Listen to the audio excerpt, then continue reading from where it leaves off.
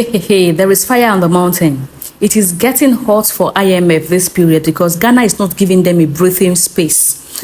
Guys, there is a new update right now concerning the president of Ghana. He made a remarkable speech and he said a lot of things to IMF.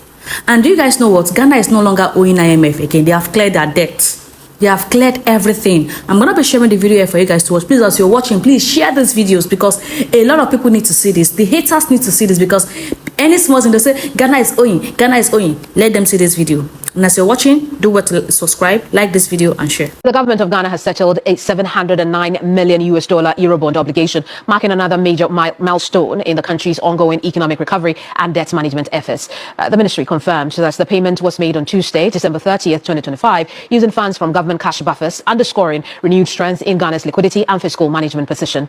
With the latest payment total in disbursements now stand at $1.4 billion under the country's restructuring memorandum. This includes two earlier payments of $349 million each, in addition to the $709 million settled this week. The government said it will build on the achievement of intensifying reforms in domestic revenue mobilization, public financial management, and public debt management, while continuing to strengthen fiscal buffers to sustainably finance national development priorities. In a message to the public, the Finance Ministry expressed gratitude to Ghanaians for their patience and support, noting that their cooperation has been critical to the gains recorded in the recovery process. What this means for economic growth. Let's go on the phone lines now and speak to economist and professor of finance, Professor Godfred Bokpin. Prof, good afternoon. Let's talk about the $709 million the finance minister wrote about today. How significant is this for Ghana's economic recovery?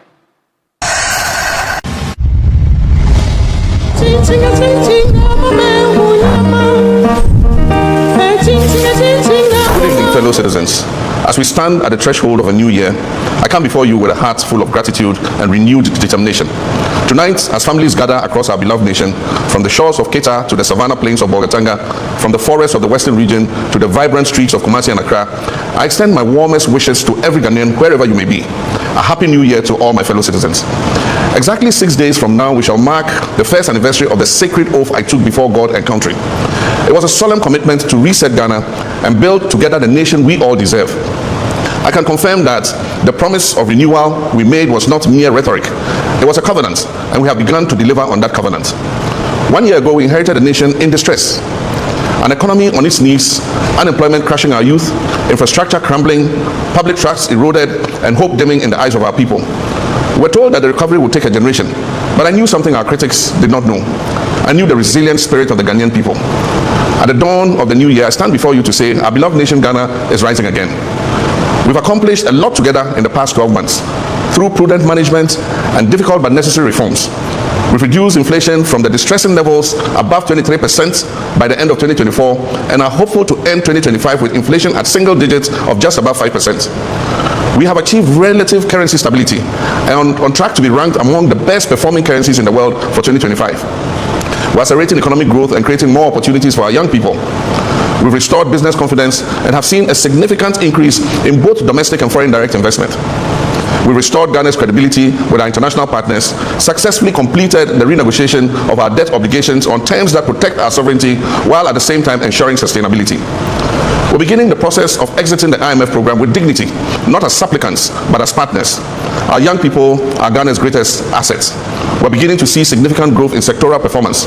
Construction, manufacturing, agriculture, and services are showing very strong growth. This is creating a new opportunity for decent employment for our youth. Infrastructure is the backbone of development. We have begun the rehabilitation of over 2,000 kilometers of roads nationwide. We've restored a consistent supply of electricity and are expanding the rural electrification network to more than 1,000 additional communities. My countrymen and women, Ghana's image on the international stage has been positively boosted by our well-acclaimed reset agenda. This reset involves a new way of looking at things both domestically and globally. Domestically, our reset agenda is seeing a resurgence of faith in our democracy. It is delivering a leaner and more efficient administration. It is yielding greater accountability in government and a re-energized fight against corruption. At the 80th session of the United Nations General Assembly, I took the advantage of the global platform to share Ghana's vision with the world. The Accra Reset Initiative is a comprehensive framework for the sustainable transformation of our global governance system. This vision will address the inequalities in the current global system and reset it to create greater opportunities for Africa and other countries of the global south. Ghana's call for a global reset will address interconnected challenges of our time, and I'm committed to leading it alongside other world leaders. This is our moment. This is Ghana's moment to lead. To our fellow Africans across this great continent, Ghana's story is a part of Africa's renaissance. The challenges we face are not unique to us. They are the common inheritance of our shared history and the collective responsibility of our shared future. We in Ghana have proved in 2025 that democracy works, that peaceful transitions of power strengthen us rather than weaken us, and that African solutions to African problems are not just slogans but achievable realities. As Ghana rises, we extend our hands to our neighbors and our partners across Africa. Together, we can and shall build the Africa we want. Together, we can prove to the world what is possible when developing nations are given the space and support to chart their own course. We invite the world to invest in Ghana's transformation, not out of benevolence, but out of the enlightened self-interest in a more stable, prosperous, and sustainable world. My dear compatriots, as satisfying as our achievements of 2025 are, they are but the foundation. The architecture of the Ghana we want must now be built on this foundation. In 2026, we shall accelerate and expand. Every child deserves a world-class education. We'll continue digitalizing our schools and ensure every classroom has the tools for 21st century learning. We shall operationalize universal health coverage through the free primary health care program, ensuring that no Ghanaian is denied care due to inability to pay. Through the Ghana Medical Trust Fund, we'll stretch a hand of support to our people suffering from non-communicable diseases. We shall make Ghana food self-sufficient and transform agriculture from subsistence to a thriving commercial activity through mechanization, value addition, and market access. We're working to achieve 30% share of renewable energy in our national energy mix, reducing costs and protecting our environment. We shall deliver social housing through public-private partnerships, and we shall intensify the fight against corruption with no sacred cows. Every CD belongs to the people of Ghana and must be accounted for. We'll implement the recommendations of the Constitutional Review Committee to make our 1992 Constitution an even greater guide for the consolidation of our democracy. Ladies and gentlemen, governments do not build nations alone. They do that with the cooperation of the citizenry. As we enter 2026, I call upon each one of you. First, our young people. You're not the leaders of tomorrow. You are the leaders of today. Take ownership of this reset agenda. Innovate, create, and build. Ghana needs your energy and your ideas and your commitment. To our entrepreneurs and business leaders, invest in Ghana, build your businesses that create jobs and wealth for yourselves and for the Ghanaian economy. I pledge to maintain a conducive environment for your businesses to thrive. Your commitment must be to seize the opportunities that we create. To our civil society and media partners and watchdog institutions, continue to hold us accountable. A vibrant democracy needs your critical voice. We might not always agree, but we shall always respect the role you play in strengthening our nation. To our traditional leaders and faith-based communities, you are the custodians of our values and the anchors of our community. Help us build social cohesion and national unity, and help us nurture the moral fabric that holds our society together. To the public servants, yours is a noble calling. Serve with integrity and efficiency and dedication. The people's trust in government depends on your daily conduct. And to our diaspora community, you are Ghana's global ambassadors. Continue to make us proud wherever you are. When you can bring your skills back home, your resources and network, please do so. Ghana needs you. We are one people with a shared destiny. Whether you voted for me or not, whether you supported the NDC or not, we are all Ghanaians. And this reset is for all of us. There's no NPP Ghana, there's no CPP Ghana or NDC Ghana. There's only one Ghana.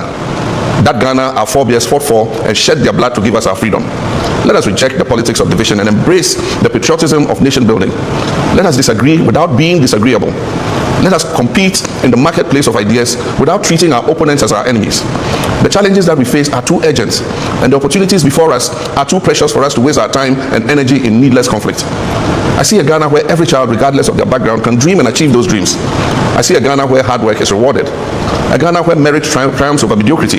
A Ghana where integrity is celebrated and where corruption is punished. I see a Ghana where our young people don't have to risk their lives crossing the Sahara or the Mediterranean in search of opportunities, because those opportunities would abound right here at home.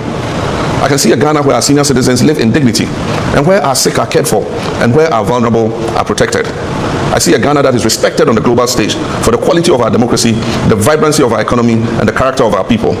I see a Ghana that is a light unto Africa and a beacon unto the world. This is not wishful thinking. This is the Ghana we're building together. This is the Ghana that is within our reach. As we enter 2026, let us move forward together with confidence, determination, and faith. Faith in God, faith in Ghana, and faith in ourselves. Let us build on the foundation we have laid, and let us work harder, let us dream bigger, and achieve even greater things. Let us prove that the promise that inspired our founding fathers and mothers, and the promise that has sustained us through trials and challenges, is not just a promise, but a prophecy that is waiting to be fulfilled. May God bless you all. May God bless our homeland Ghana and make her great and strong. Happy New Year, and may 2026 bring us all the prosperity, peace, and progress that we deserve as a nation. I thank you, my countrymen and women. Come on, guys, give it up for the president of Ghana. This man is just, I don't know how to explain this man. This is him reassuring Ghanaians that this 2026, there is going to be a huge difference. And they have started already. The IMF loan that Ghana took, it's been cleared. It's been cleared. And there is a new things that the Ghana government has in stock for the people of Ghana. I know a lot of people want the government of Ghana to be very, very swift about it, but everything is a gradual process. If I have this kind of government in my country, I would not be complaining. The E-level tax that has been scrapped from Ghana, in my country, they're imposing it on us. When you see a government that is so intentional, that is so interested in the affairs of its citizens, this is one of it. This is one of it. And Ghana as a country, they are just so blessed to have a leader that is so concerned about his people. They are just so blessed to have a leader that will come out yearly to reassure its citizens that this is what I have done and this is what I'm about to do. See, I give it up for Ghana. Power to you guys. I'm giving up. In fact, Ghanaians in diaspora, Ghanaians in living in Ghana, in fact, you guys are really amazing. Over the years, I've been making content about Ghana and I've never in any way hear something negative. It is always positivity, because there are people who are going on with a mindset filled with positive. They are going. In fact, I don't know how to explain this country, because if I should keep explaining it, I'll just keep, I don't know what to say again. But this is a working government. This is a working country. The people there are just so loyal and humble. Humility is the second name of Ghana. I give it up for you guys. Happy New Year to you all. Thank you for watching my videos. Please share this video, like, and subscribe.